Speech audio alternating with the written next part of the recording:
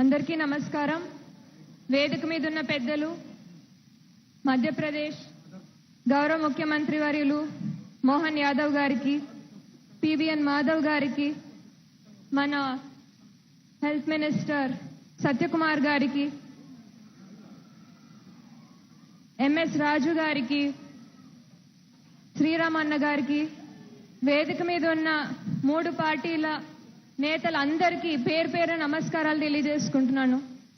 ఇవాళ ఒక చాలా మంచి కార్యక్రమం చేస్తున్నారు. ఇక్కడ అటల్ బిహారీ వాజ్పేయి గారి విగ్రహం ఆవిష్కరణ.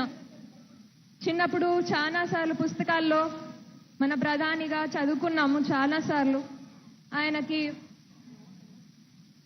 పద్మ విభూషణ్ వచ్చినప్పుడు కానివ్వండి, లేదంటే భారతరత్న అవార్డు వచ్చినప్పుడు కానివ్వండి, చాలాసార్లు చదువుకోవడం జరిగింది.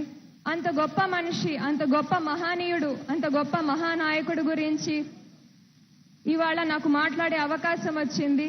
నిజంగా ఆయన గురించి మాట్లాడే వయసు కానీ నాకు అనుభవం కానీ లేదు. అయినప్పటికీ ఇది చాలా అదృష్టంగా భావిస్తున్నాను నేను. ఆయన మన భారతదేశానికి చేసిన సేవలు అంతా ఇంత కాదు.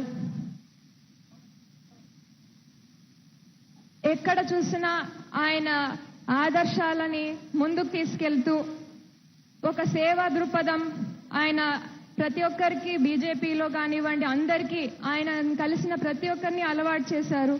ఒక అంకిత భావం, ప్రతిష్టాత్మక నాయకత్వం, ఆయన అందరికీ ఆయన గొప్పతనాన్ని చాటి చెప్పారు.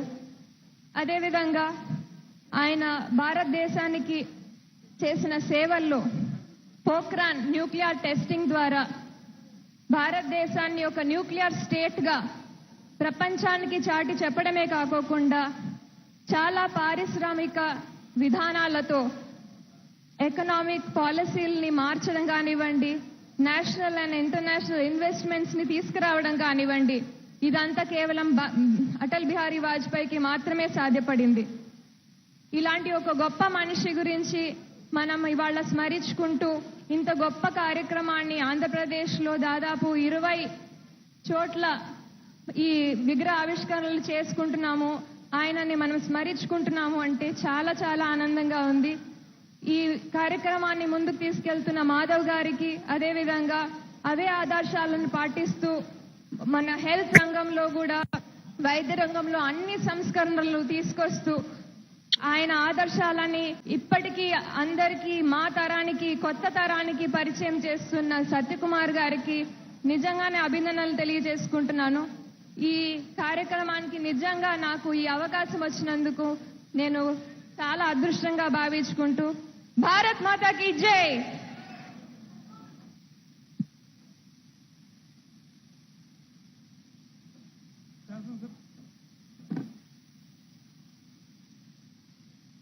శాసనసభ్యురాలు పల్లె సింధూరారెడ్డి గారికి ధన్యవాదాలు.